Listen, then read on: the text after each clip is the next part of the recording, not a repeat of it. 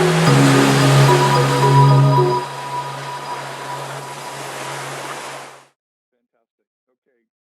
Welcome everyone to our workshop. And I've got an opening statement as always. Mauricio keeps me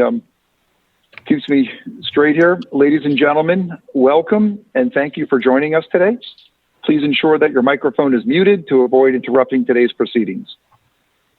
Since this meeting is an informational workshop, unlike our prior meeting, we'll not be addressing live comments or questions in real time. However, there is an interactive session that will allow members of the public the opportunity to participate in real time by answering some questions of the presenter by one of the following two ways.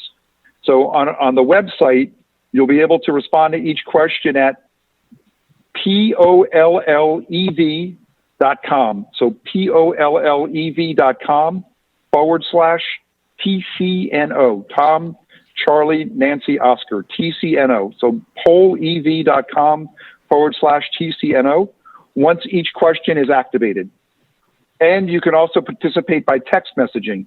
So the first thing you do is you would text TCNO, Tom, Charlie, Nancy, Oscar, TCNO, to the number 22333, and that will put you in the session. And then after that, you'll be able to text your responses to each question in real time. Before the meeting, we received two written statements from the public, from Warren Stamm and from Maggie Gordo prior to the meeting, that we will enter into the official record and will be available upon request by contacting Mauricio, the city clerk. So if anybody wants to review those statements, they can do it. With that, I want to welcome our resident expert, Sylvia Vargas, and I'm going to turn the meeting over to her, and we look forward to her presentation. Sylvia, how are you? And you need to unmute yourself. So that's the first. Mayor, before we continue, can I take roll, please? Oh, I'm sorry. Absolutely. Sure. Commissioner Goldman? Here. Commissioner Vizcarra? Here.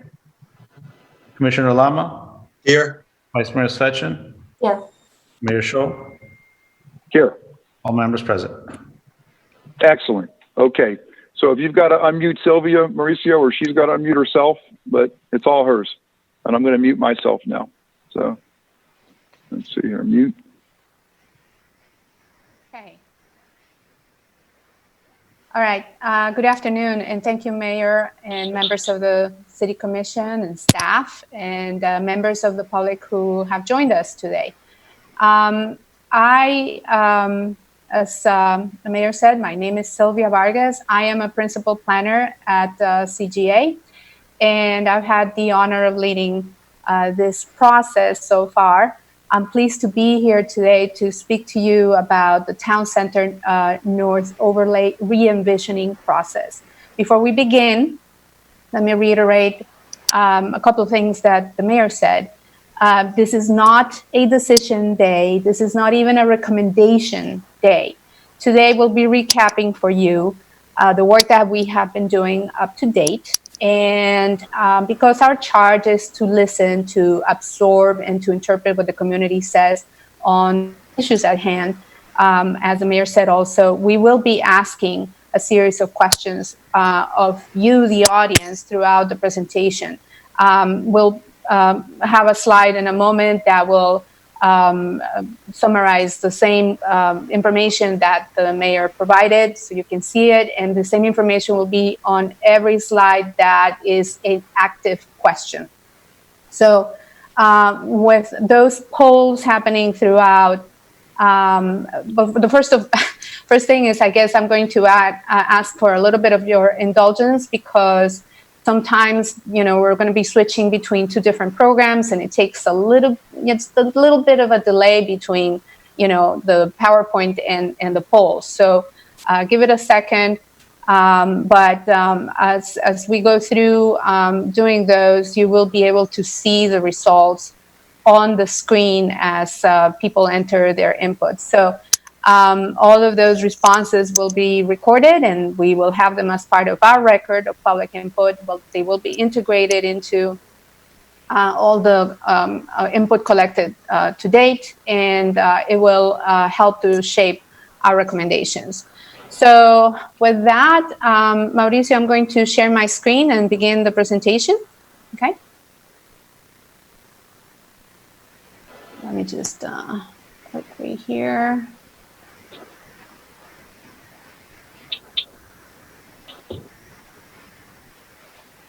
Okay, can you all see the screen? Can you nod?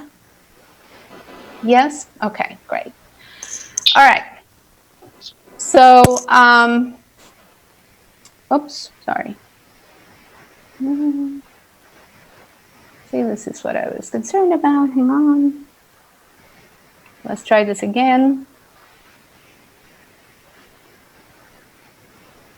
Go to the beginning. Okay, so can you all see it?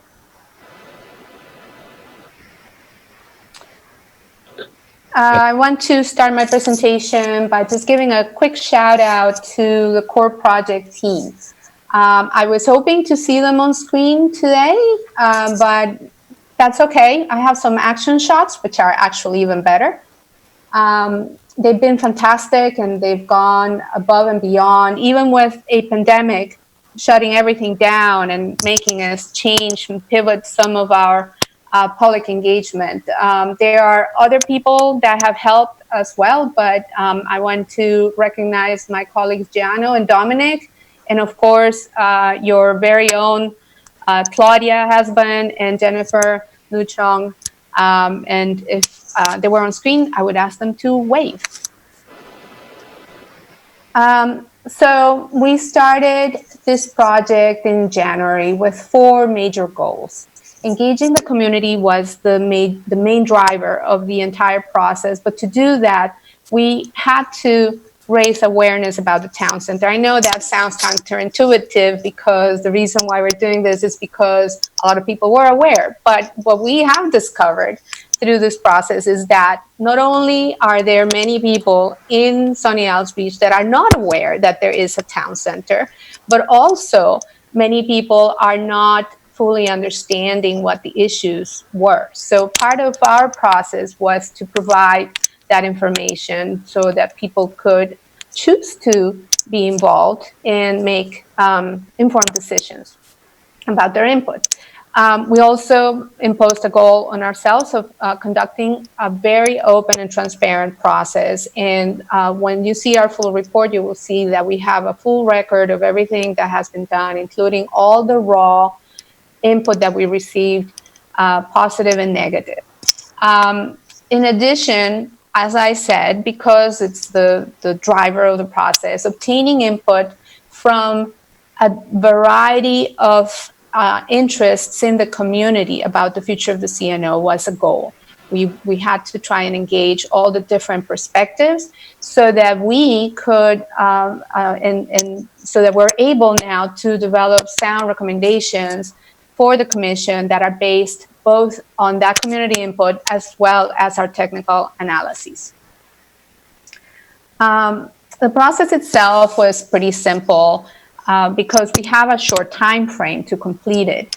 The time frame is actually driven by the expiration of the moratorium on development and zoning progress that are in place right now, and I'll talk a little bit more about that later. But essentially, at this point, we are towards the end of a 4-task timeline, which combine the technical analyses and synthesis and the framing of choices and the documentation of those choices. That's where we are right now, but all with an underpinning of public outreach and engagement. So what we're doing today, the mayor mentioned some of this, but we are giving you an update on where we are. We're doing a recap of all the background and the process. We're giving you a summary of our analysis results, the input that we received, our preliminary conclusions, and it says recommendations on the screen, but they're actually not really recommendations at this point. The goal is to get to a point where the feedback today can help us shape those recommendations. And so collecting the feedback today is going to be very important for us to be able to finalize our report to the commission. Okay, so here are, again, the instructions to participate in the polling exercises. The mayor said, you can do it via the website, which is a short address, pollev.com/TCNO. And once I activate the questions, you will be able to see them. And then the other one, which might be easier for a lot of people, is to go ahead and text TCNO once to number 22333 to join the session. And after that, you don't have to do that anymore, but you will be able to text your responses to each question at a time. So to make sure that everything is working okay, we have a sort of warm-up question. If you would please tell me in one word, only one word, what your favorite thing is about Sunny Isles Beach. And you can do that now. I'm going to give it maybe about a minute.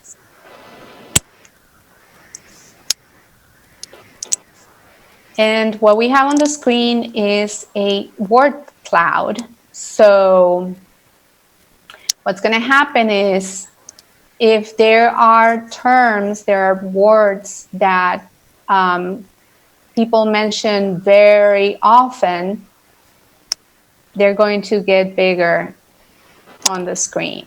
So you can see that happening in real time right now. A lot of people are saying that the beach is their favorite thing. It keeps changing. I'm going to give it a little bit more time.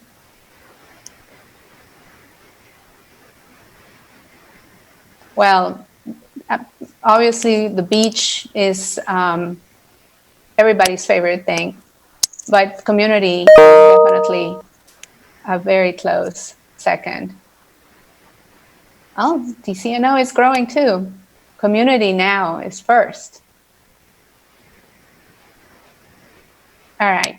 Well, I'm going to move on right now, but I hope everybody feels comfortable now with the way that this works.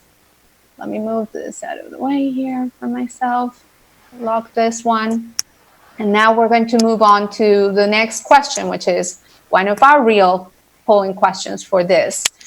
We're going to try to collect a little bit of information today about who is on this meeting so that we can make sure that we are, again, reaching out to people from all over the community. So if you please start voting on where you live in the city based on these 4 options on the screen.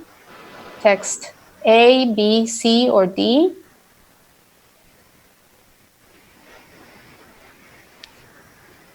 I'm going to give it a little bit more time.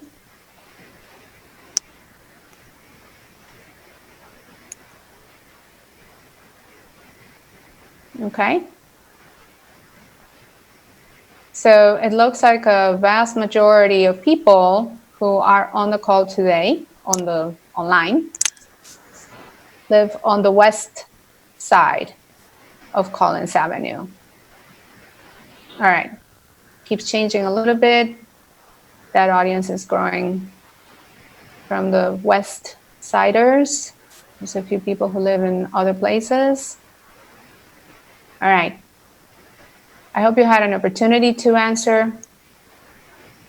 I'm going to be locking in 5 seconds. Okay. The next question.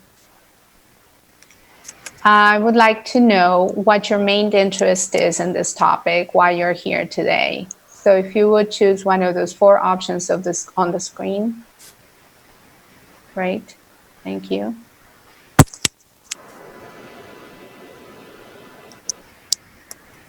Okay.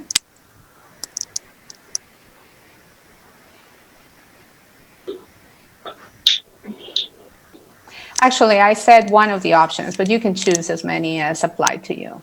I apologize for that. Okay. We'll give it a few more seconds. Move on.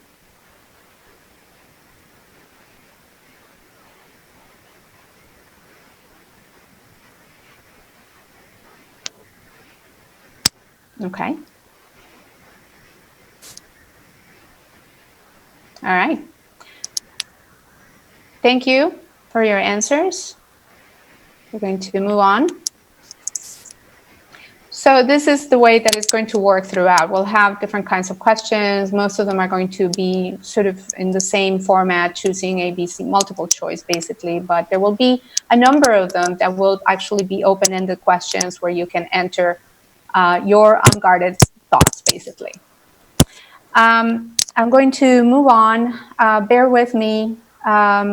But I know that for those who may have participated before and for those who have been following, you may be familiar with some of this. You may have seen some of the material in previous activities, but I want to make sure that everyone who is on the meeting line today has basically the same baseline. So we're going to do a little bit of a recap.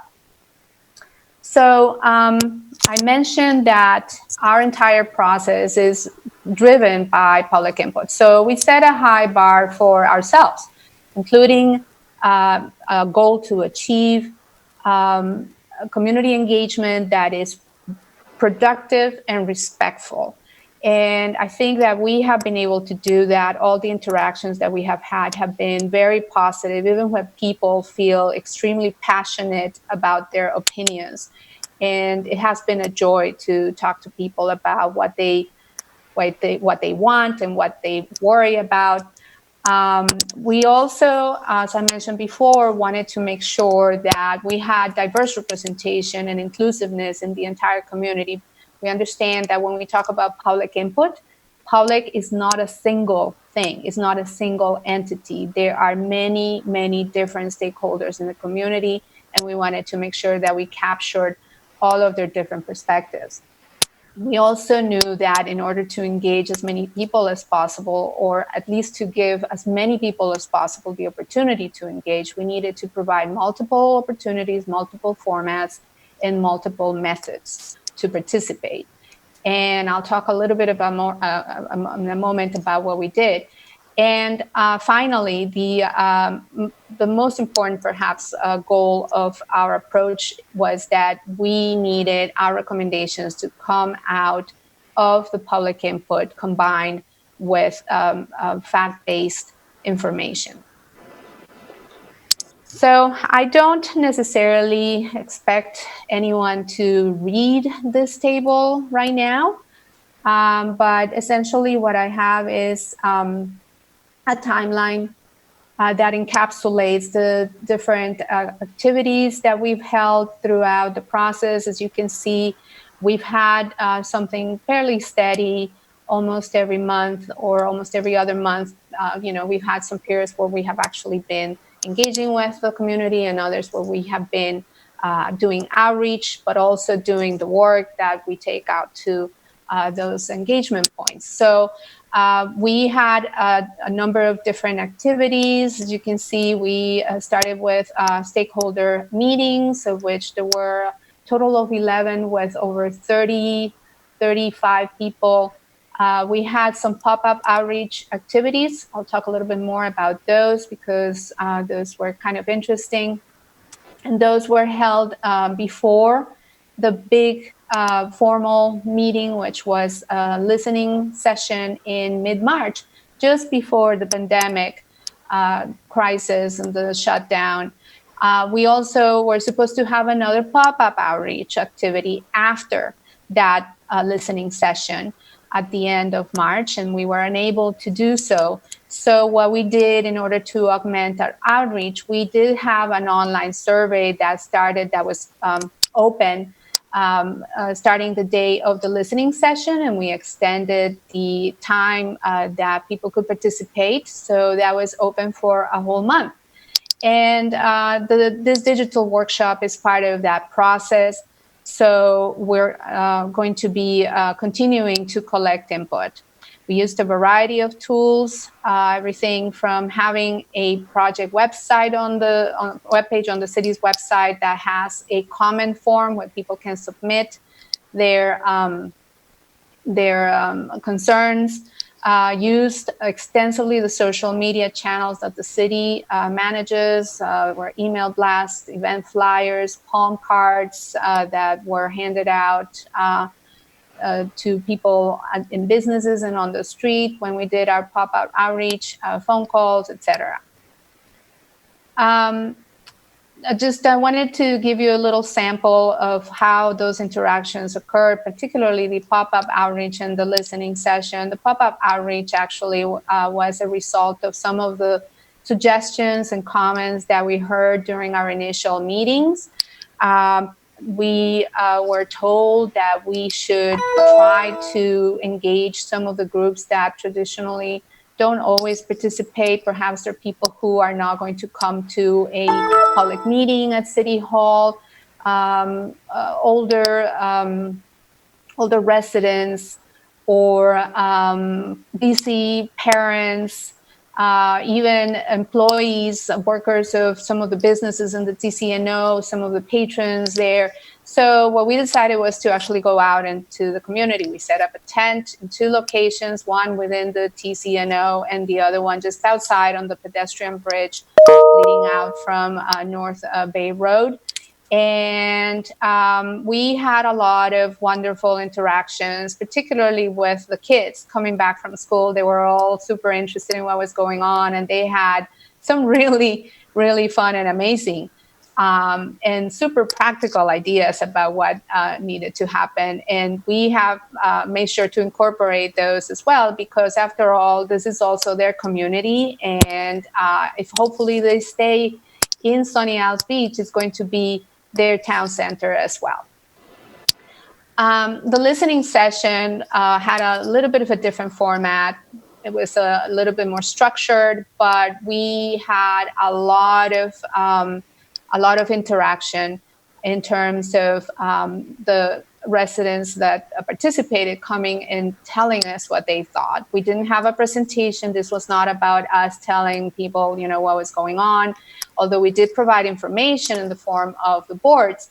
But there was a lot of room for people to just give their input in many different ways. And we did not shy away from asking the tough questions, which have to do with how people feel about density, intensity, and building heights. And so we'll talk a little bit about that in a second too. So now I have a question for the audience. Can you please let me know if you got a chance to participate in any of the previous TCNO activities that we held? Vote now. Yes. Okay.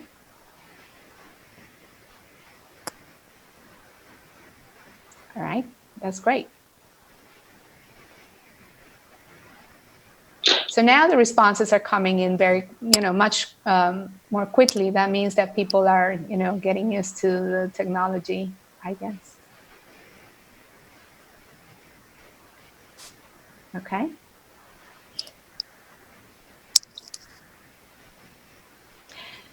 At the same time, I am glad to see that we are having some new participants, people who did not participate before. That is great, because that means that we're expanding the outreach. So I'm going to lock now, and we're going to move on. I'm going to switch gears here in a second.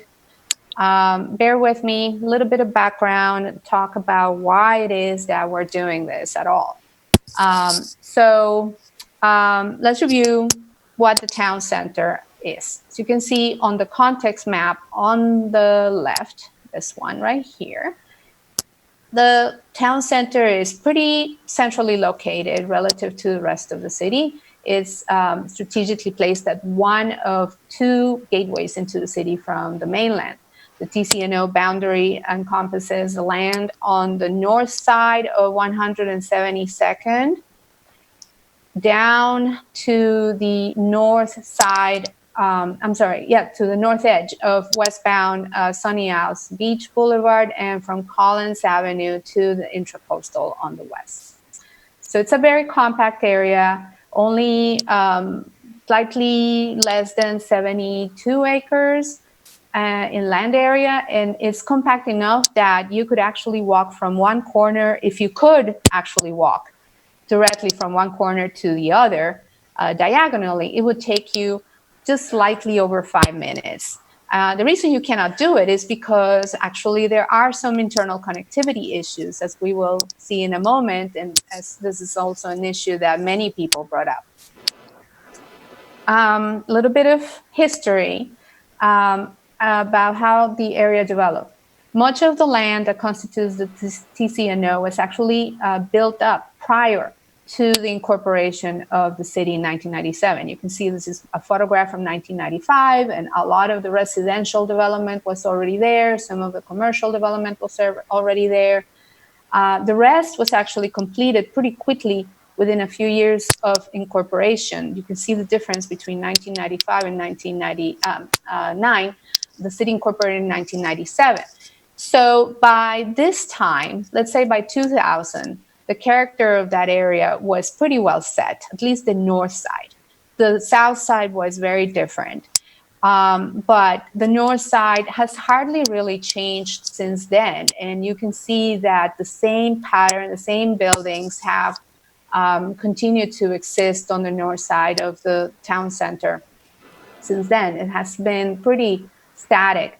So when the town center overlay was created, it was an attempt to describe not a vision for what was there at the time back in 97 or 2000 or even 2002 or 4, as we'll see in a moment, but a vision that was long-term and that would prepare the city for a future potential redevelopment of the area.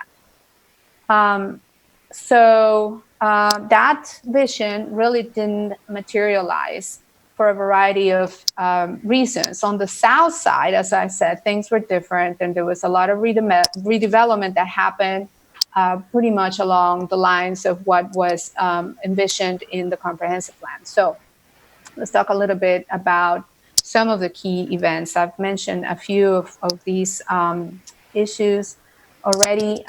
So, what happened? What led us to this? The vision that was part of the comprehensive plan that the city adopted as was required by the state, and that would happen in the year 2000. 2 years later, the city adopted the land development regulations or zoning code, which is the implementing mechanism for the comp plan. The town center zoning district, which is in the zoning code today with some minor tweaks, was actually added to the code in 2004. Then in 2007, the city actually underwent the first statutorily required evaluation of its comprehensive plan, and that resulted in some amendments to the plan. But for whatever reason at the time, the city did not follow up with the corresponding amendments to the zoning code. So what happened? There was a discrepancy that was inadvertently created between those two documents. In the meantime, development that occurred within the town center, and I'm talking about both the north and the south, and this actually is primarily the south, development that happened between 2007 and as recently as 2018 was approved with that discrepancy in the background without anybody really having realized that it existed. But in 2019, that discrepancy was discovered, and the city realized that some of the development on the south side of the town center was at risk for being non-compliant, and action had to be taken. So I've been throwing some terms around, and I think that we need to explain a little bit about that and talk about what these documents that I mentioned actually say about the town center. So the comprehensive plan, as I mentioned, is a policy document. It's supposed to be high level, and it's supposed to be forward looking. It's about policies. So when I say that is forward looking, I'm talking about a time frame that may encompass 20 or more years, usually. So the vision, like I said, for the town center was not about what was there 20 years ago or even about what's there now, but a vision that was supposed to be building up to an incremental future. The comp plan vision that is depicted in the comprehensive plan is depicted through a map, which is called the future land use map. And for the town center area, it includes 2 districts, which are not unique to the town centers. You can see they're also in the areas around. The red is called mixed use business, and the pink is called medium to high density residential. What is unique about the town center is that it has something called an overlay, which is this area that is represented with this hatch. We'll talk about what the overlay does in a second. The comprehensive plan, obviously, as most people must know by now, is required by Florida statutes. Every community in Florida has to have one, and it has to have certain components. The land development regulations, or the zoning code, is how the city or any community implements the policies of the comprehensive plan. Zoning specifies the uses that can go in different parts of the city and how buildings that house those uses must be set on any property. Unlike the comp plan, the future land use map, in the zoning map here, we don't have underlying districts, which is what these are called in the town center, and we don't have an overlay, but we have a single district, which is called the town center zoning district, and it provides all the regulations for developing in this area. So I mentioned the overlay a moment ago. And what that is a special designation, sort of an extra that lies on top of the base or underlying future land use designations that we saw in the comprehensive plan. So the overlay, what it does is it augments or it modifies the underlying district requirements for that area only. What does the town center overlay does? Well, it provides a series of guiding principles that are meant to let potential developers know how redevelopment needs to occur in this area. The original concept for the town center even had some pretty evocative images. As you can see here, these are some that I found from that time. How those principles were supposed to be translated into the built environment, and you can see, some of those principles about high connectivity, a multiplicity of options, high quality of architecture and urban design, the streets that are designed for pedestrian comfort and use, focal points such as plazas and squares. But as we know, most of these elements, because the redevelopment hasn't happened in the way that was envisioned, those elements are very sparsely found or not at all. And people recognize that in the public input. So again, development and redevelopment on the south side of Sonny Isles Boulevard basically stuck with the vision, but on the north side, it really hasn't happened. This is a little summary that we put together of the regulations that pertain to the town center in terms of the comprehensive plan and the zoning code. It kind of shows you where the discrepancy occurs, because the underlying districts are the 2 areas where we have density and intensity measures for this area. The town center overlay, I'm going to dispense with the north, but the town center overlay does not have density or intensity measures in place. Okay? And the comprehensive plan does not include any height measures. These are not required to be in the comprehensive plan, the height measures, but density and intensity are required statutorily. And while we have these measures that you see on screen that I'm pointing to in the underlying districts, there's no such measures included in the overlay. But the zoning does have them. And as you can see, they are different from the maximums that we have, or they are just basically even higher, because here in this case, with the bonuses, you can get higher than what is allowed for the waterfront sites there. Okay, so this is really what this process is trying to resolve. What should happen? How should this resolution occur? So when the discrepancy was discovered, the first thing that happened was that the city had to determine whether there were, what areas in the city were impacted. And we realized, well, I wasn't there, but, the city realized that it was only the town center overlay. And in fact, it was really only the southern portion of that overlay that was impacted. So the first stage of the solution was to pursue something for the southern town center overlay, or for the southern part of the overlay. So the commission, as you know, imposed a 1-year moratorium in zoning in progress, which is set to, at this point, expire in September of this year, and then proceeded to amend the comprehensive plan to separate the northern part from the southern part, therefore creating 2 new overlay areas. And with that done, the city then could add the required density and intensity measures to the southern overlay in order to fix the problem there. But in the case of the north section, the north overlay that was created, we actually didn't have the same kind of urgency to fix that. And so the commission, the city, determined that that was a really good opportunity to talk to the community about what they might want to see, whether the vision that is in the comp plan needs to be revisited, what needs to go there, whether the overlay is helpful or not, etc. So that's what we're doing. So let's talk a little bit, bear with me again, about what is in the town center north overlay area today. We did a snapshot analysis.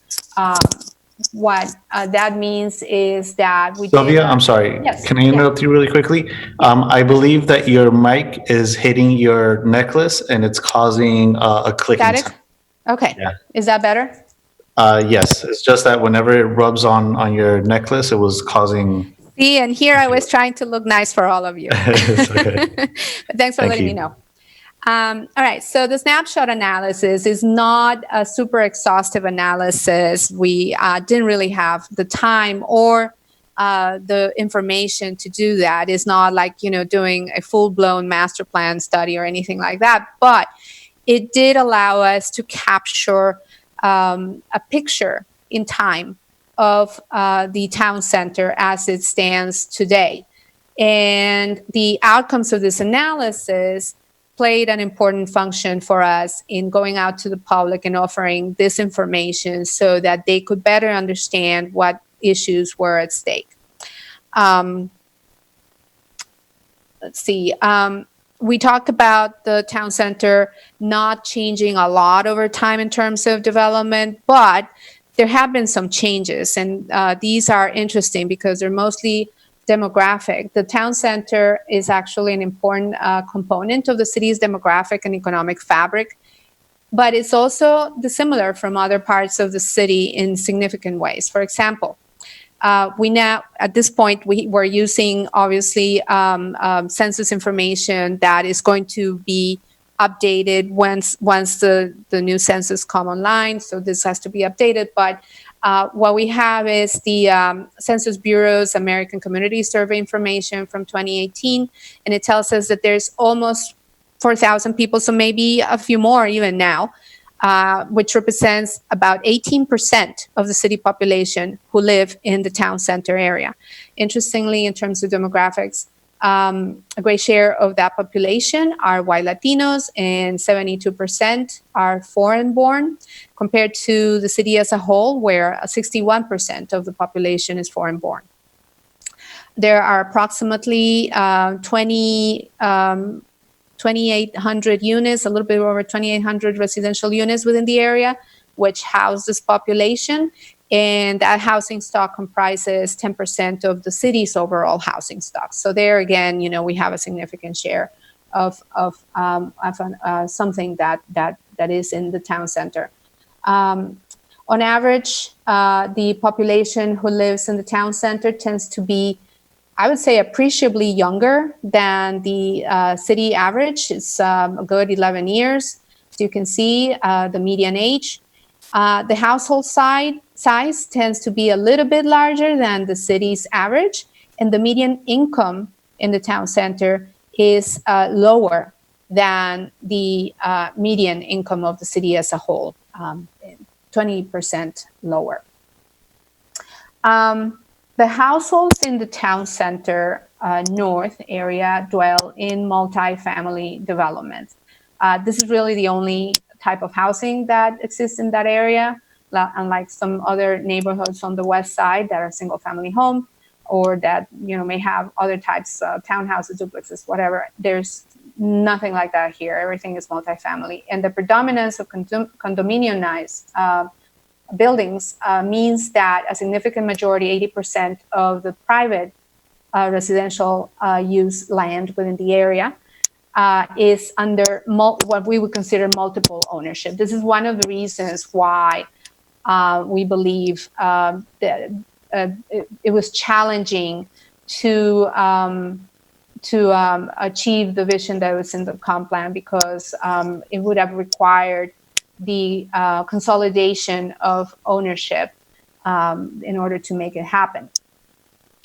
Okay, now I'm going to talk about density in a moment, and I wanted to ask you, from your experience driving by, walking, living there, what would you guess the current density is in the town center today? What I'm looking for is a number that you can think of in terms of units per acre. I know that's sort of an abstract, but you can throw any number out if you feel like it's really high, or if it's okay, it's a medium density. Whatever the number is, just put it in your responses. Okay. Seeing some of these numbers come in. And I'm going to tell you that a low density for this area probably would be considered anywhere between maybe 4 units to maybe 25 units. Medium density probably would be considered between 26 and probably about 100, and anything above that is considered high. Okay, so we have 500. Is that it? Do I have only 4 people on the line right now? Hopefully there's more than that. There's more participation than that. But if we don't get any more answers, okay. All right. That's okay. I think what this means is some of the answers are coming in. And those that are highlighted probably are coming in more than a few times. Okay. All right, I'm going to give it a few more seconds. And then I'm going to show you the reality. Okay. I'm going to lock now and move on. Okay, so this is part of our analysis. I don't necessarily intend for people to read every single piece of information that is on the screen right now, but I just want to show you that we did a very detailed analysis of everything on a parcel by parcel basis, from land area to what percentage of the overall town center that parcel represented, how many buildings, how many units, how many stories, how old the buildings are. And what we found in terms of density is that for the town center as a whole, the average density is actually 67 dwelling units per acre, which falls in this sort of middle density range. But on a parcel by parcel basis, the densities really vary a lot. It goes from 25 dwelling units per acre, which is on the, let's go back and see. on the Salem House site to 184 dwelling units per acre, which is the Intracoastal Yacht Club. And so you can see that density, in a way, is just a number because it really depends on the size of the lot and how the development is configured. So that's just one point I wanted to make. The next is about land use. The town center has a predominance of single-use buildings, even though the land use designations and the zoning district is geared towards mixed use. Today, that's not really happening. The residential is separated from the commercial use, and there's a few public facilities located at the edges, like the town center park, the fire station. Approximately 65% of the land in the district is occupied by the residential use, and 30% of the land is occupied by the commercial use. In addition to that, we found that surface parking takes a substantial share of the overall land. 20%, in fact, of the entire district is occupied by surface parking.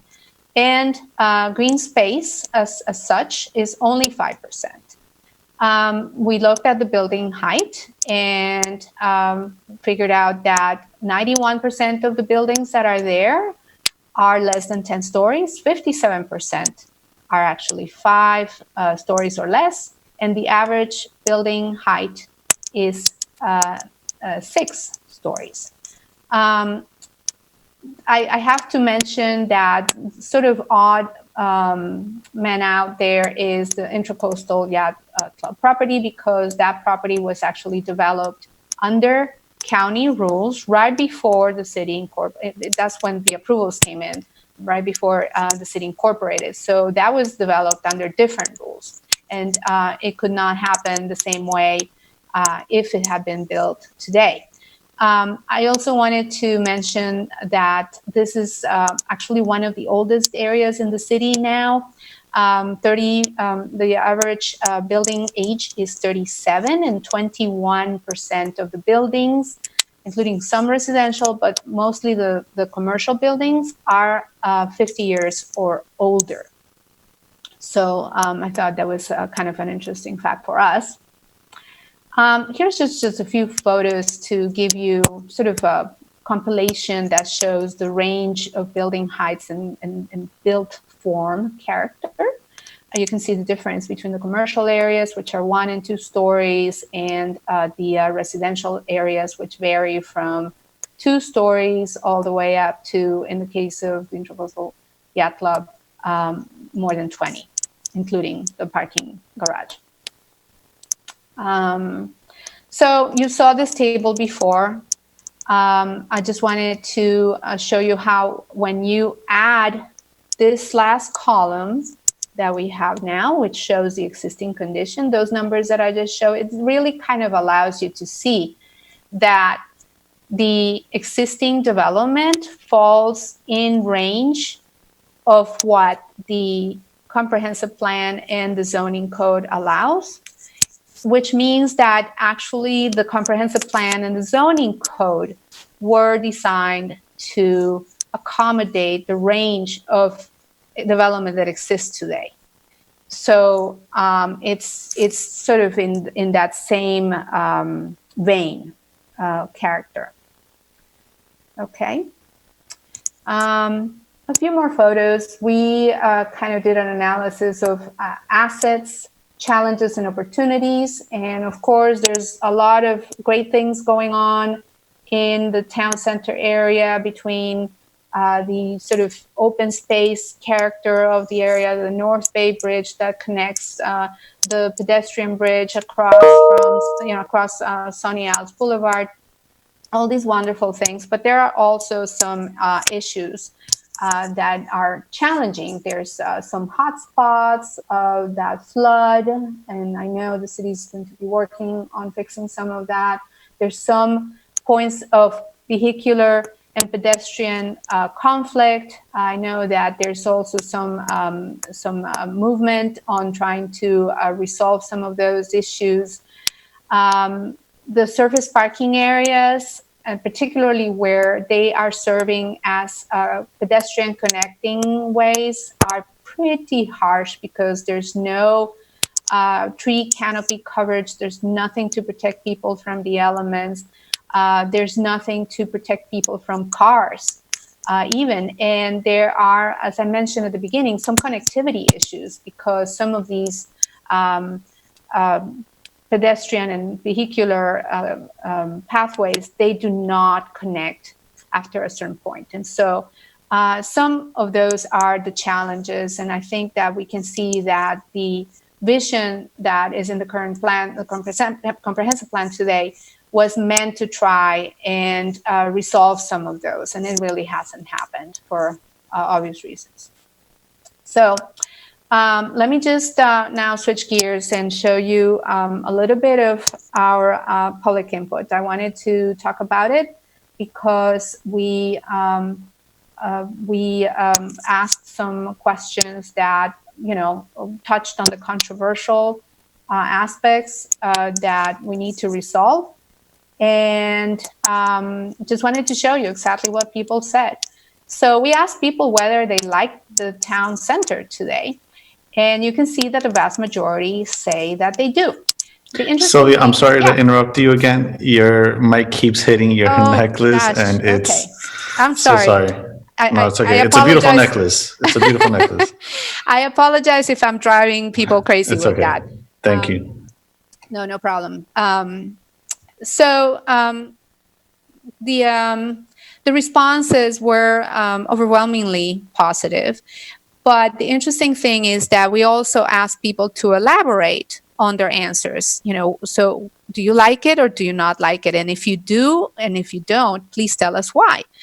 And when we started digging a little bit into those more detailed responses, it was kind of interesting to see that even the people that like the town center had somewhat of a yes, but, because the majority did mention that it's great to have a town center, it's great to have a place that you can walk to and do a lot of different things, and they like sort of the openness of the area compared to the east side of Collins, for example, but that the area kind of looks, tired and older, and that perhaps it could do a little bit of sprucing up, maybe a lot even, some people said that. So I want to show you some verbatim quotes from the public input. You can see, some of them said, Utley, strip mall, landscaping is needed, cafes, stores, there's no cohesion, no balance. A lot of people, however, also said, I love that it's open. It's like an oasis between the skyscrapers, and I can see the sunsets and I can breathe when I'm there. So those are some of the sort of takeaways that we took from that. We also asked people about the relevance of the overlay today. This was in relation to the information that we put out so that people would, hopefully understand what the overlay actually is and what it was trying to do. Because, there was also a question, does the city actually have a real town center? Is it a town center? Does it need a town center? Do we need the overlay? Is it really, necessary to accomplish what the city could want to do there? And the majority of people did answer that yes, it was still relevant, and that yes, the city should keep an overlay designation or some sort of tool to help create that sort of town center feeling. But this response was a little bit closer in terms of the split. I mentioned that we didn't shy away from the tough questions. We asked people what their building height preferences would be in number of stories for each area. For the commercial area, we had a little bit of a split, as you can see. People, said, it should be the way that it is today with 2 stories. Some people said, no, it could be a little more. if there are good ways that you could do it, that it doesn't feel overwhelming. So some people felt like maybe up to 6 stories would be acceptable. In the residential area, people were a little bit more lenient, and they felt that the mix of building heights that is there today is a good mix.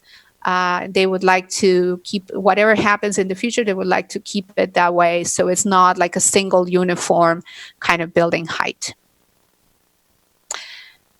We also asked people about their aspirations for the area, what uses or activities they would like to see more of in the town center. And overwhelmingly, people said that they want to see more options for shopping, entertainment, and services, as well as recreation. There were some interesting ideas that fall under the rubric of other. The majority of people don't feel like we need any more housing or any more job generators in the area. I'm just going to mention one idea that came from a very excited kid when we were out on the bridge. And I thought it was really funny because he said, we should have a bar on the bridge. He was 11 years old. So anyway, I don't know where that was coming from. Here's some quotes of what people told us about what they would like to see. Place for teens to hang out. This was not something that came from the teens, but it seems like there is definitely a need. Many people mentioned the appearance of the area, the aesthetics, and some people wanted more culture, more art, more landscaping, more sustainability, etc. So this is just a few. And what we did with that input is we created a word cloud, sort of like the one that was created at the beginning, from the frequency in which people mention certain themes or certain topics.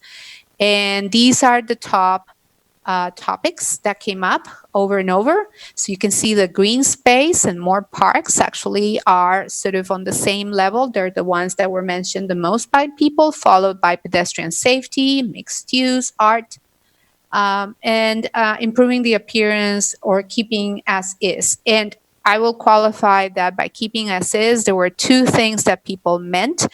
One is just leave it the way that it is today, and the other one is keeping the same character but with improved appearance, improved mix, or improved circulation. There were a number of things that came out in terms of the additional feedback. So now I'm going to switch to a question for you. What this is, if you can enter a sentence, what is your greatest aspiration for the town center? It could be one of those same ideas that people already mentioned or something completely different. Please respond now.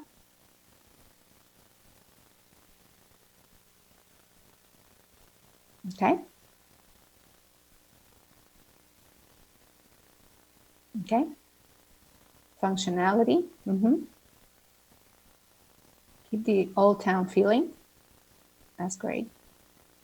Retail to be significantly improved. Okay. Okay.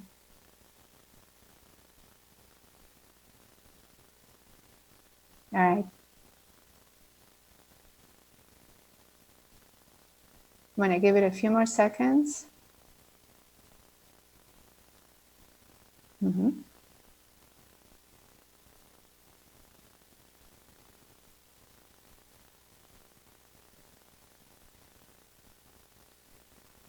Okay. I think that's, okay, here we go. A few more. I'm going to just give it a few more seconds.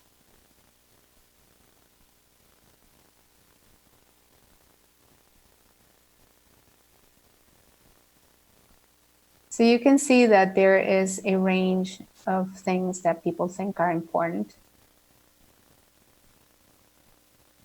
All right. I think the flow has stopped, so we're going to lock this. We're going to go on to the next section. One of the things that the comprehensive plan, as I've been saying, is setting a vision for the area. And it sets a vision for what a town center is. So let's look at what that actually means. There's a number of elements that you usually find in a town center. It tends to be a place that is central and compact. Members of the community can go to perform many different functions, like shopping, working, dining, entertaining, socializing with other people, and also to get a variety of services, public and private. Many older communities have established historical town centers, but many of the newer communities, which have developed without that kind of historic core, many of them are trying to create the conditions for those kinds of centers to materialize now. Something that came through the public input is when people looked at these qualities that are on the screen that in urbanist terms tend to define what a town center is: integrated mix of uses, memorable, enduring, emphasis on pedestrian mobility, etc. Most people recognize that most of these are not present in the town center today, or they are present but with a number of challenges. And we ask people, when you think of a town center, what comes to mind, right? And these were 4 choices that a lot of people mentioned. What is now Rosemary Square, which used to be called City Place in West Palm Beach, Miami Midtown, Merrick Park, and Coconut Grove. There's others, but these were the ones that came to most people's minds from here in the region. So you can see, some of the character and the scale. I'm not saying these are necessarily the same things that people were thinking of, but, I suspect that they might be. So from what people told us, let's just, I tried to distill what I'm calling the common ground themes. Obviously, there's a lot of different ideas. And what I tried to do is sort of see what those threads were. Definitely distinctiveness is one of the things that people mentioned a lot in one way or another. They feel that this area is different, that it looks different, it feels different from the surrounding area. They like that. They like that it differs in scale and character and density, especially when compared to, in this picture, it's pretty obvious, the east side of Collins.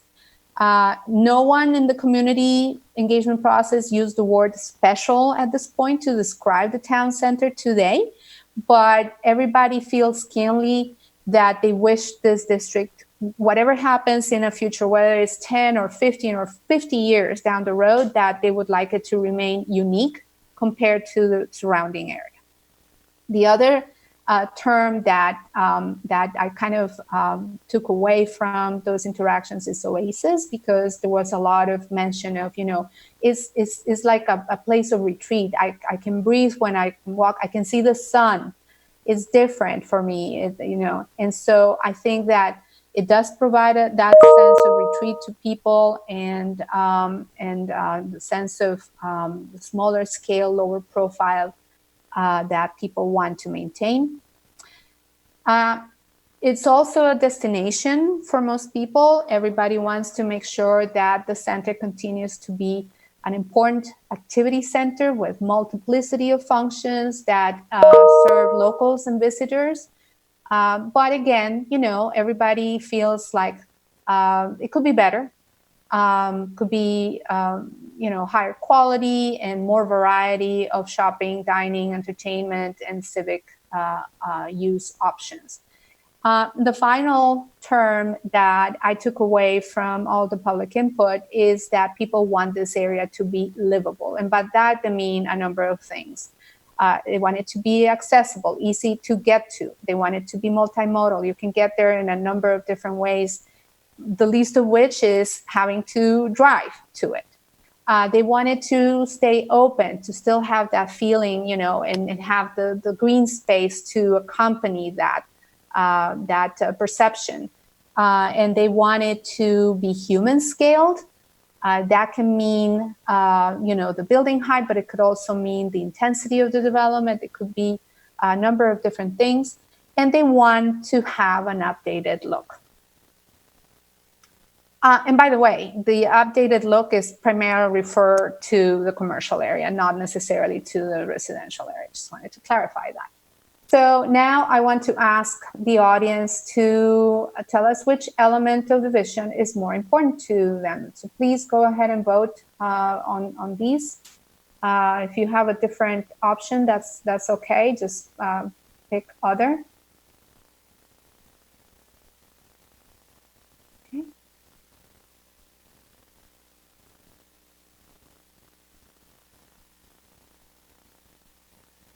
Okay. Here we go. All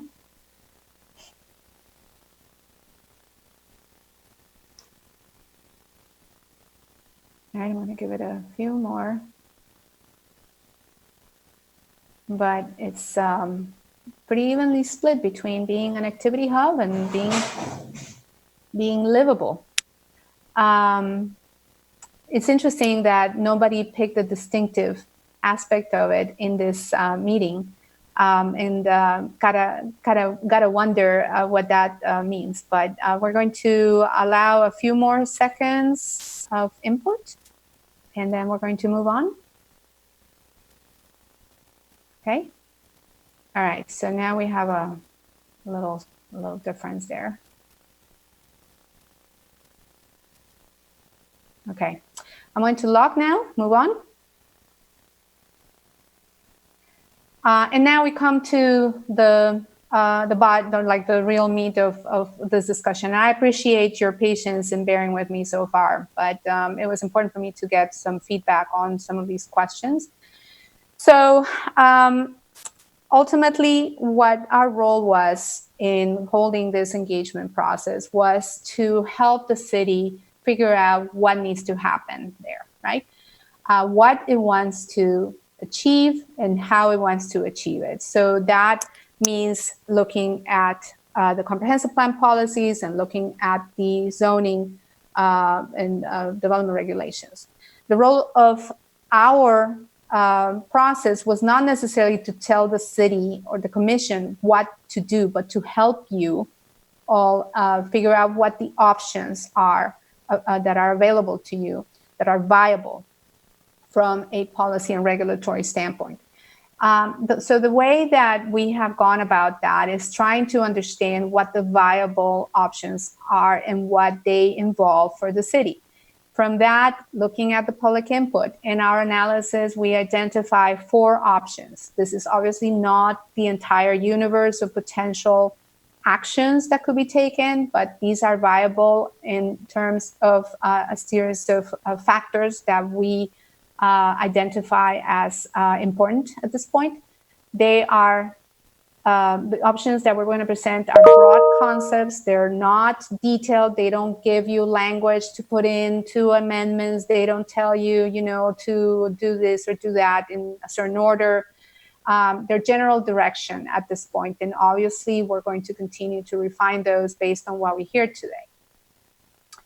How we want to help the city evaluate these choices is by giving you the ability to compare them side by side with their pros and cons. And so we started thinking, what are the factors that we could use to help do that?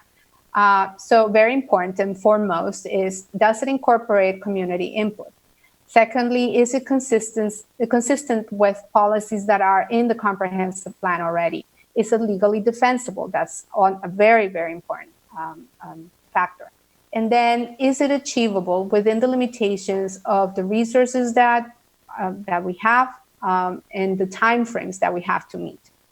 That's probably the most flexible of those factors because the city can take some actions to control it, but it's an important consideration at this point. So let me talk about the factors. The first one was about input. So we call this one community response, and it takes into consideration all the input that we have received through this process.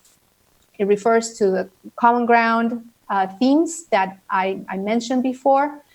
And what it does, it's help us anticipate whether an option that is coming from one of these common themes can get a relatively favorable or very favorable or not favorable response. The second factor that I talked about was risk. And this refers to issues related to development rights that are in place today with the existing zoning and land use. And the risk can be legal, or they can also be fiscal to the city.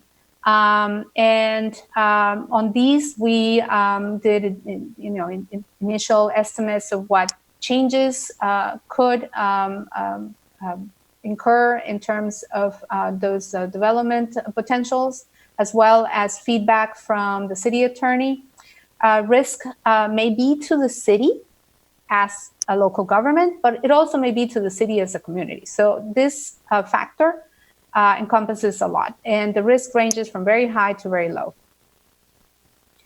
The third one was the degree of complexity of the action. It reflects the relative level of exertion and the momentum that may be required to take this any particular option to fruition. It could mean, what kind of coordination is required between the city, or internally between parts of the city, or between the city and other agencies, the kind of effort that is going to be required in terms of analyses or thresholds that need to be met. It takes into consideration staff capacity and factors of that sort. And it goes from very high complexity to very low complexity. And the final factor that we looked at was process expediency. And what that means is, because as I mentioned, we have a time frame to complete this process, which right now has to be before the expiration of the moratorium. It means, can we accomplish this before that? It means, what is the state going to require of us? How many steps do we have to take? How many reviews do we have to undergo? So it takes into consideration all those different things, and it goes from very slow to very quick. So now that I've told you what factors we are considering, can you, audience, please let us know if you can think of other factors that we should consider as well in evaluating the options. Please enter your input now.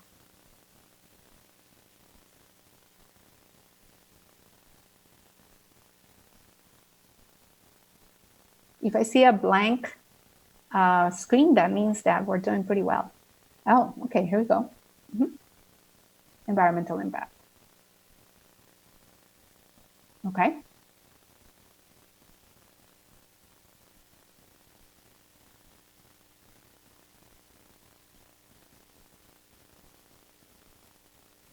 All right, I'm gonna give it a few more.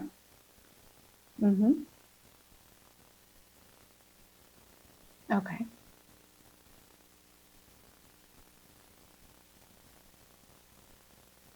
Okay, I see some of these they are certainly important factors. I'm just going to say, when I go into the description of the options that we're putting before the commission, you will see that they are not, these factors are not related necessarily to specific projects which would generate these kinds of impacts, impact on traffic, impact on the rest of the city. So while I believe that these are interesting options for looking at the impact of specific developments, it may, but we're going to look at all of these in any case to see whether we can incorporate them in some way. Okay. So a lot of these have to do with traffic, which is, I think it doesn't surprise me because traffic and congestion came up a lot in the public input. So I'm going to lock this now. Okay, word economics. Is it word economics or world economics? I wonder. Okay, I'm going to lock now. And let's move on. All right, so the first option that we're putting in front of the commission, we're calling it Let It Be. And I apologize for these names. They're not meant to be funny, but we had to come up with a good way to distinguish them from one another. So Let It Be, as it suggests, is an option that will maintain the current boundary, the current vision, the current guiding principles as is. The regulations would stay pretty much the same with one exception. And the reason why that is that, as I mentioned before, the comprehensive plan right now in the new TCNO does not have intensity and density measures. And this Sylvia, is, I am yes. so sorry. So sorry. Am I doing this again? No, Yes, that's okay. I'm so sorry. sorry. Thank I you. guess it just kind of gravity keeps Yeah, taking it. that's okay. Thank All you. right. Thanks. So those density and intensity measures, which are not in the comprehensive plan today, they need to be added. They must be added statutorily. And the commission should give guidance on what those should be. We have scored this option in a certain way based on what we know, but that score could change depending on how the commission decides to move with respect to what those metrics are. We'll talk a little bit more about that. So for every option, let me just kind of say that we have the description, what it entails, and the implications in terms of steps that the city will have to take. That's what choosing this path entails. So for the city, this would require adopting the density and intensity measures that have to go in the comprehensive plan. It would require changing the zoning to be consistent with the comprehensive plan, or in any case, at least to make those two documents consistent. It doesn't require changing the map, but the zoning map probably will have to be amended because right now it does not reflect the amendment that was adopted in December of 2019, which splits the two districts, the overlay into two districts. Okay. The second one, we're calling it a new vision. So in this one, what we would do is we would suggest replacing the town center north overlay, basically replacing that, kind of deleting it, but replacing it with a base land use designation, and to adopt new principles and guidelines that reflect the new input that we have on aspirations for the future. And these standards can go into the comprehensive plan, or they could go into the zoning code. So what would be required of the city is amending the comprehensive plan, the text and the future land use map. Will require eliminating the existing description of the TCNO and creating a new land use designation. As you can see, this one carries the community response may be neutral, and the risk may be relatively neutral, but the complexity is high and the process expediency is low because there are a number of different steps that the city needs to take to complete this option. And I really didn't mention this, but I think the problem is that the camera shots are covering up my scores on my screen. But I just want to go back to the Let It Be option because a lot of people told us, just leave it as is, meaning the overlay, leave it as is. And this was very specific, so we know that that's what people meant. So there is an assumption on our part that it will have a positive community response, but depending on which way the city goes with the metrics that I mentioned, intensity and density, the risk to the city could be high in terms of a reduction, for example, of the development rights that exist today. So that's why that score is there. But the other two factors are high, so this is why this one scores higher than the next one.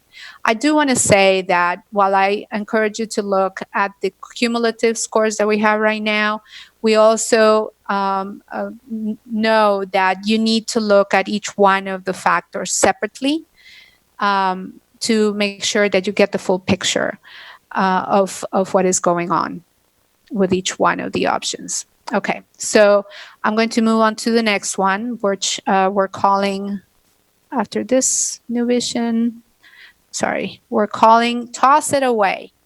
This is one that presumes that what some people told us, we don't need to have an overlay. We don't need to have a town center. What's there reflects the underlying land uses, and why should we have it? The town center is never going to happen the way that it is envisioned. So in this option, basically the city would eliminate the overlay and leave the underlying districts as they are to guide any future redevelopment that happens in this area, whether 10, 20, 30, 40, 50 years down the road. So this, as you can see in the what choosing this path entails list, carries a lot of different steps in terms of what the city needs to do. It requires comprehensive plan text and map amendments. It requires potentially zoning code amendments. It requires zoning map amendments.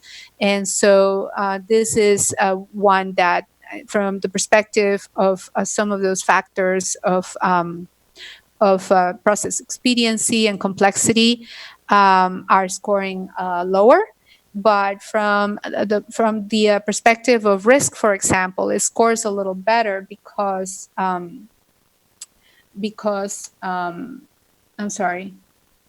No, it scores a little lower. I apologize. Like I said, I'm having a little trouble seeing. I don't know how to move. Maybe Mauricio can tell me whether I can move the camera shot, like the shots that I have on my screen of people, if I can move them out of the way. Yes, sure if you can minimize the camera. Yes, I can see that. And then you can perfect. move it around. I got it. Yes.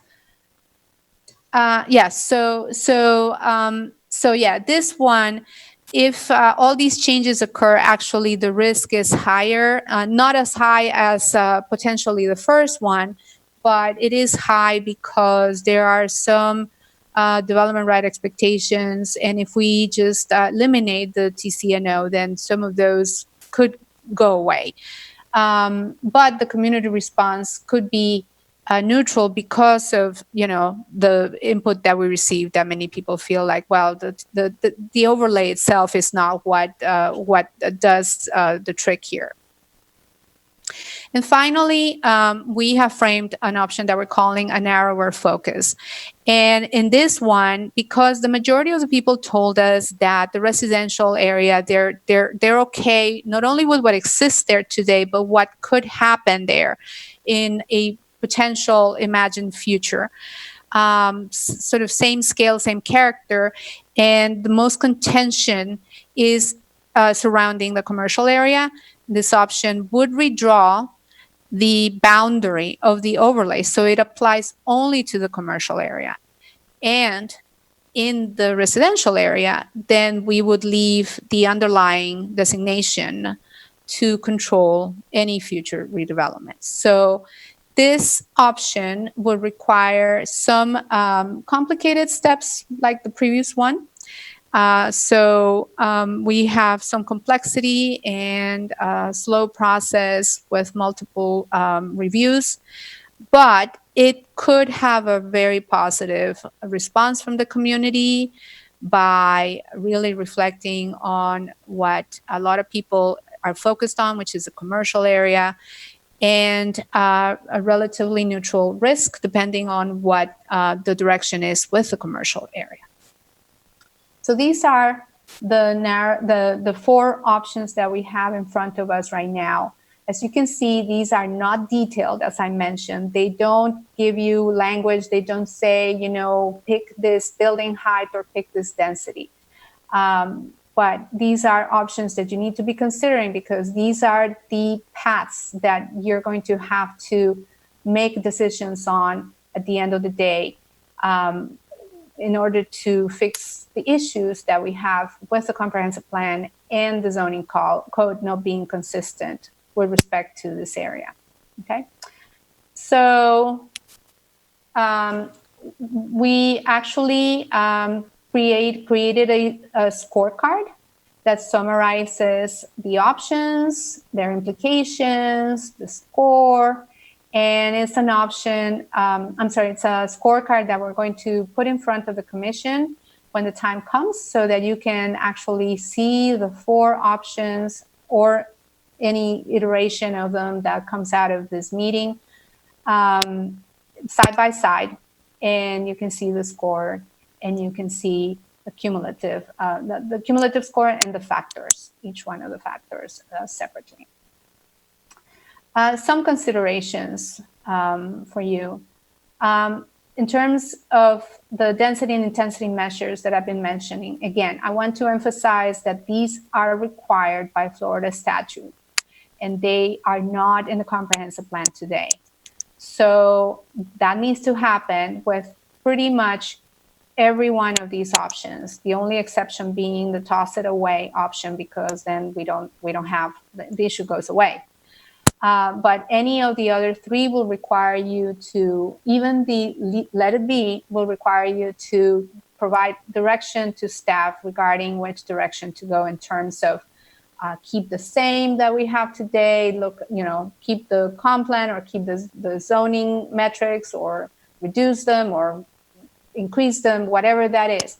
And in doing that, you need to make sure that whichever direction you go, you can demonstrate that those changes advance a legitimate public interest and that the property owners retain an economically reasonable use of land. That's what's going to define the risk.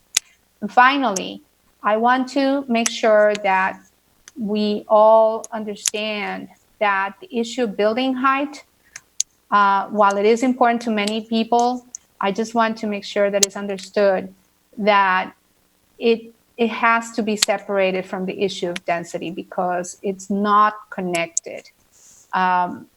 You can see at the bottom, I put an example of our analysis.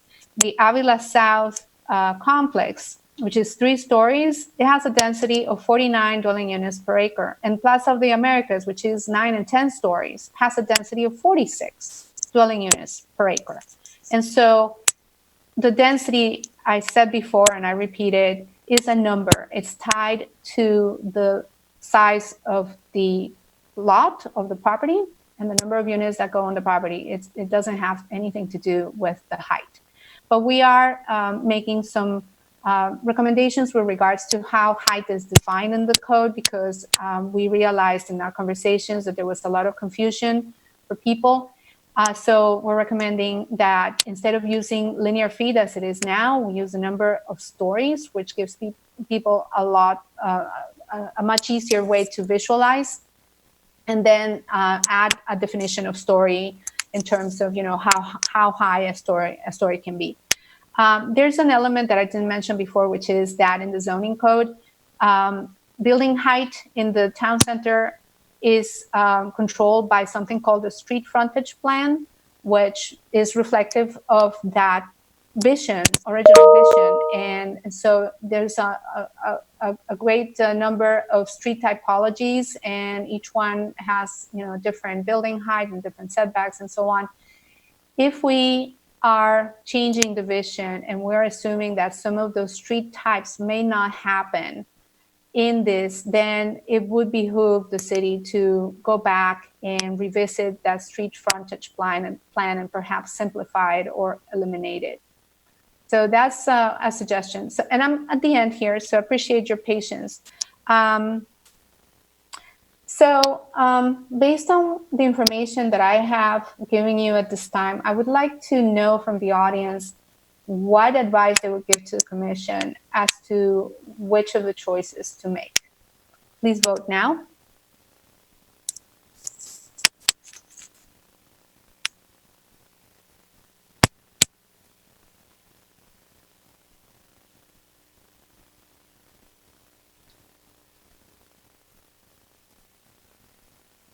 Okay. Anyone else? Let's see.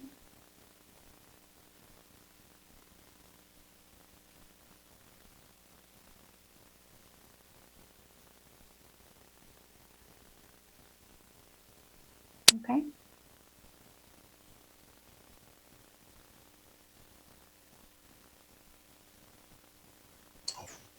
Sylvia, I'm sorry to keep interrupting. Can you just be mindful of the, it keeps rubbing on. I don't know if maybe you can adjust I'm so it in sorry. your ear. I It's am okay. trying. Yeah, I do. No, I understand. I understand. My ear It's a lot seems of to be things going on. defective. Thank you. Maybe I should just take the necklace off. I think that's what I'm going to do. While you people are still voting, I'll do that. Here we go. No more necklace. Okay. I'm going to close this now. I see that there are people who really like the narrower focus, so we'll take that into consideration. All right.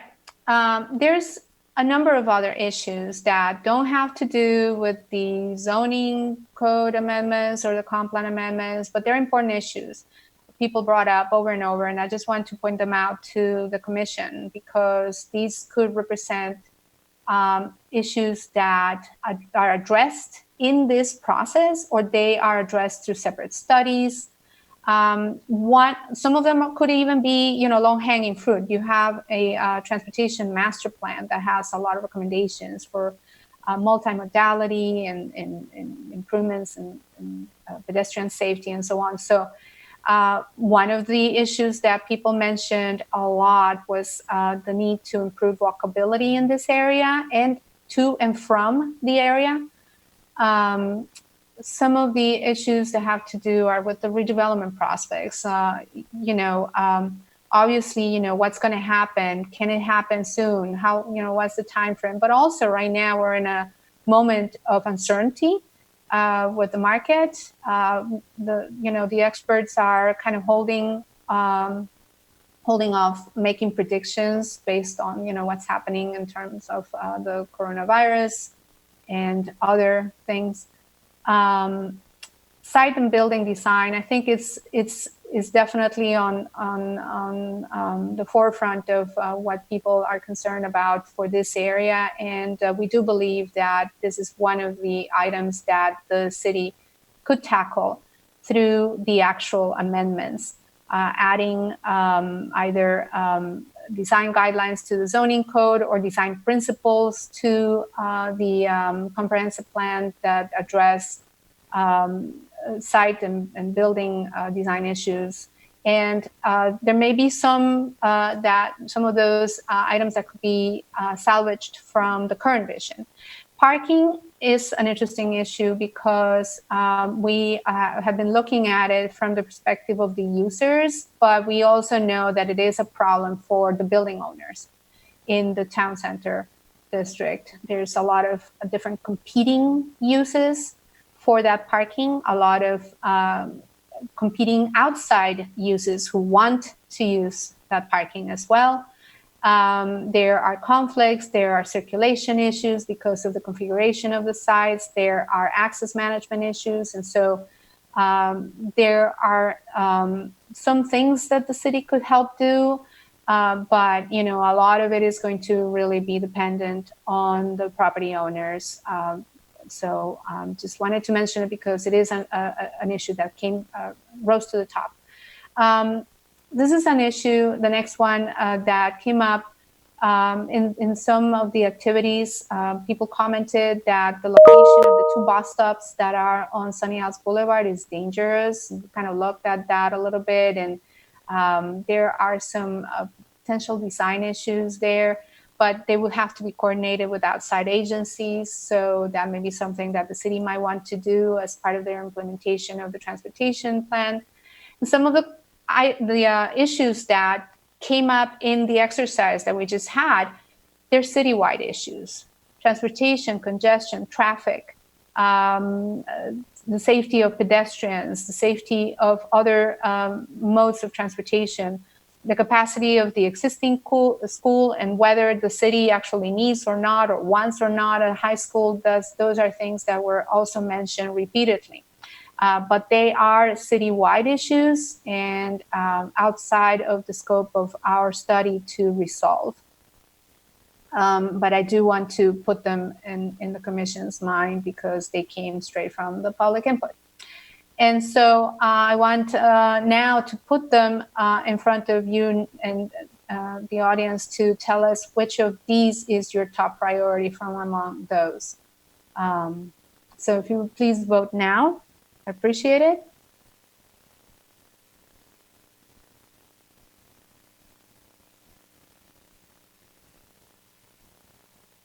Okay.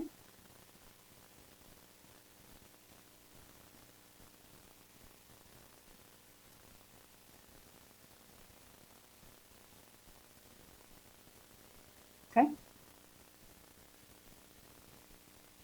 I'm going to give it a few more.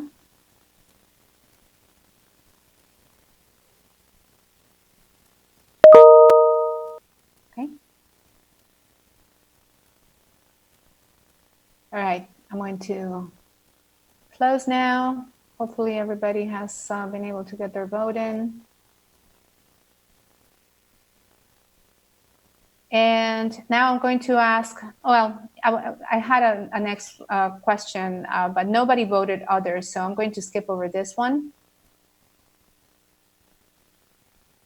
And that's the end of my presentation, but I do have two more questions for you, the audience, to help us make sure that we got the spread of people. Just tell us which one of these applies to you, please.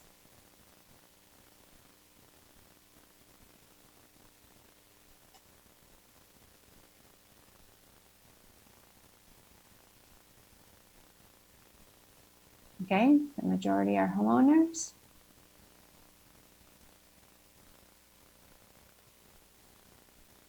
Okay.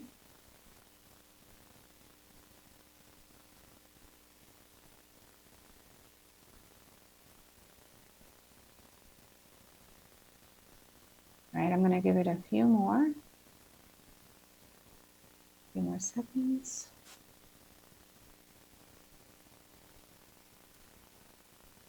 And I'm going to lock. And finally, if you would be so kind to tell us which of these age groups includes your age.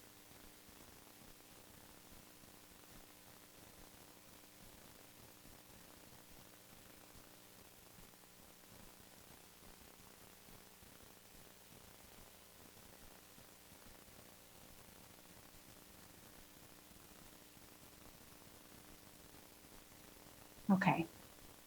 All right, so the spread is pretty much in the middle. Here we go. All right, I think I'm going to close this poll now. Oops, okay, we actually had some. Came right on time. And with that, I'm going to conclude. I'm just going to recap what happens after tonight.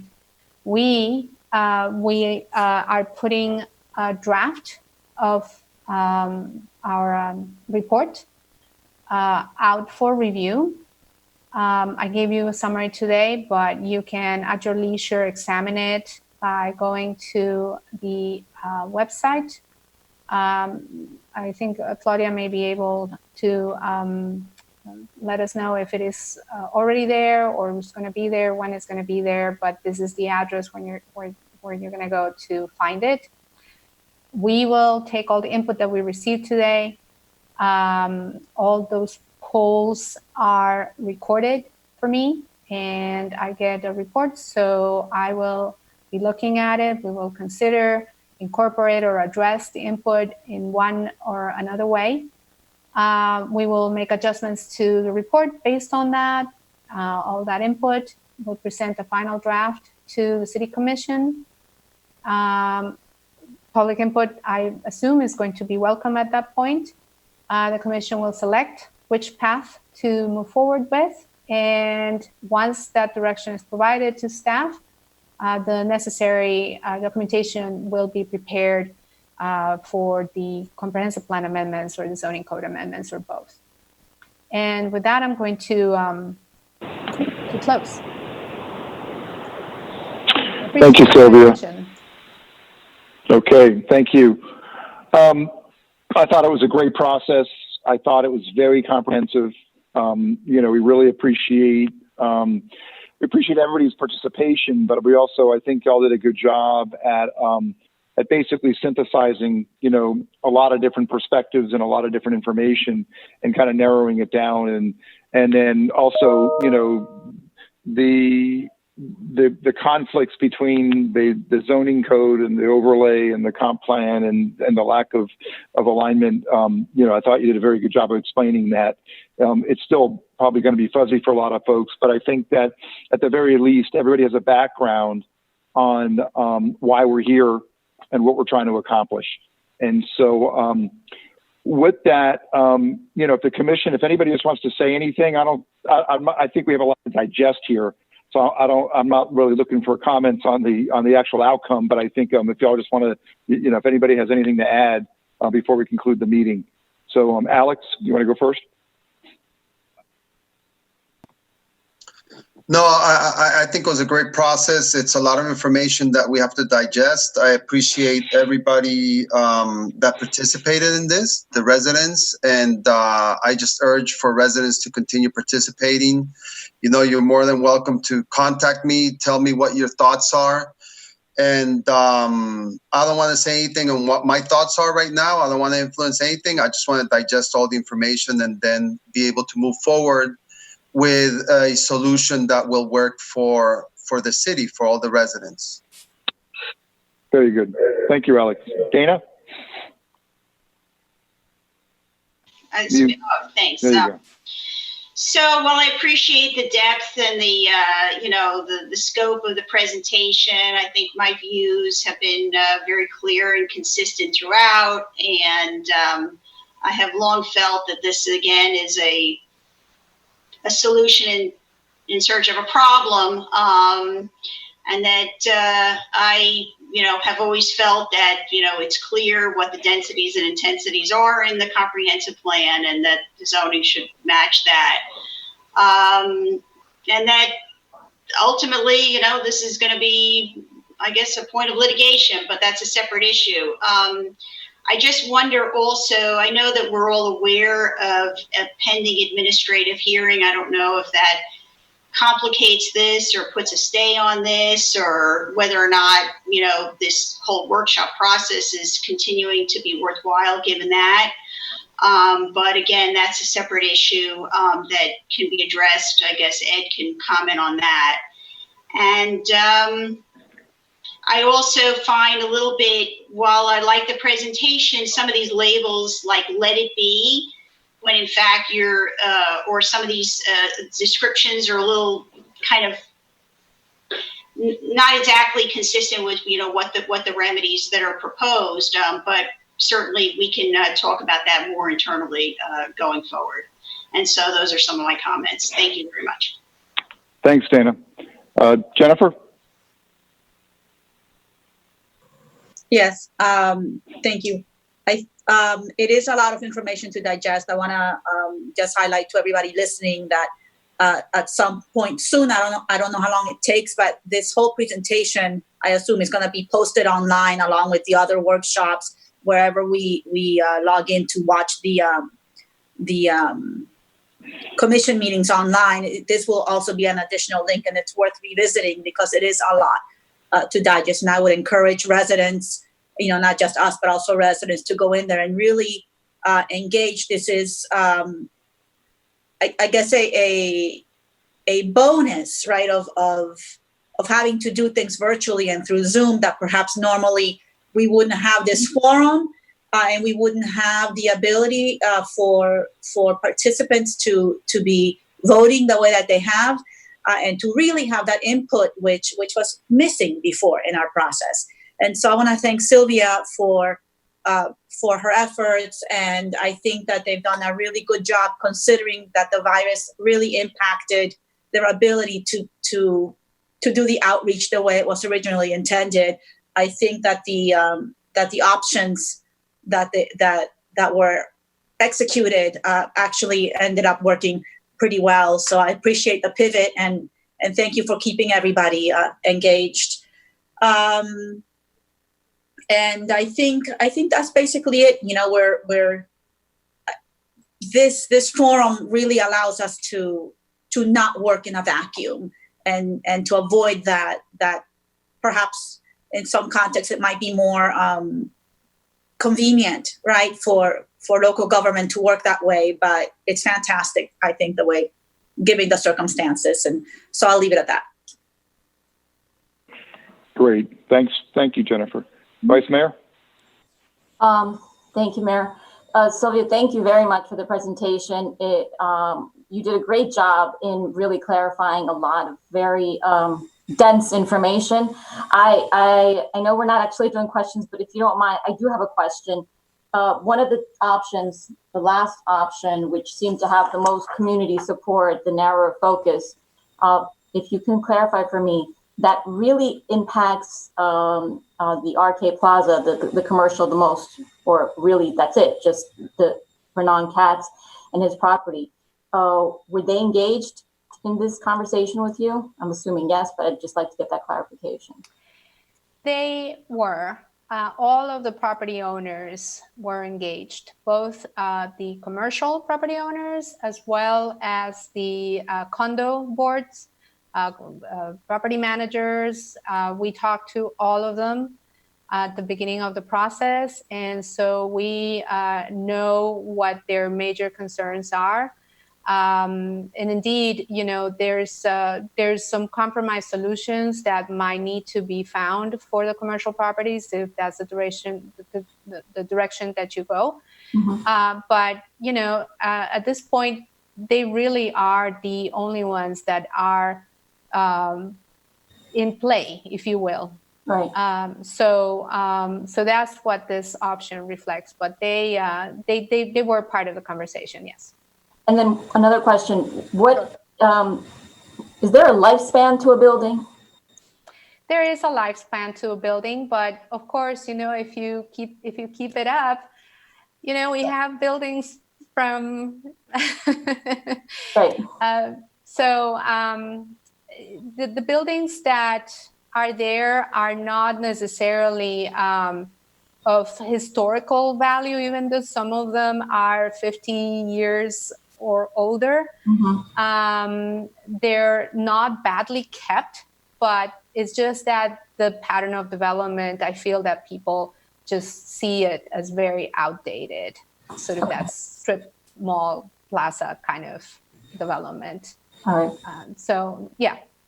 Thank you. So I want to reiterate what Jennifer and Alex have said, that this sort of involvement with the public is amazing. I love it, and I love the quizzes, and I hope everyone got to participate. And I would love it if we could continue along this path, because I think that is really the only way forward, so that we can get to what Bud likes to say: no one too happy and no one too mad. So thank you. Thank you. Great. Thank you very much, Larissa. Okay. Once again, Sylvia, I want to thank you. I think it was a very, it's a very comprehensive undertaking. I agree. I think the irony of it is a Zoom meeting worked very well with the interactivity. And I think everybody caught on pretty quickly. So I'm glad you had the practice exercises in the beginning. And it seemed like we had a pretty good flow of we had a pretty good flow of feedback. So that's great. And so I encourage everyone, get online, get the data, have a good look at it. Obviously, this is going to be an ongoing, this is going to be an ongoing analysis for all of us. And I think we're all going to digest this and then, take it up again here in a not too distant future. So with that, Mauricio, I will adjourn the meeting. Do I need a motion to adjourn? You can take a motion to adjourn. No. Okay. Why not? Okay. Our city attorney says no. So I'm it's his word. Exercise executive order, and I'm Yes. going to adjourn. So thank you very much, everyone. Take care. Thank you, Mayor. Stay healthy. Stay healthy. Stay safe. All right. Be well. Bye-bye.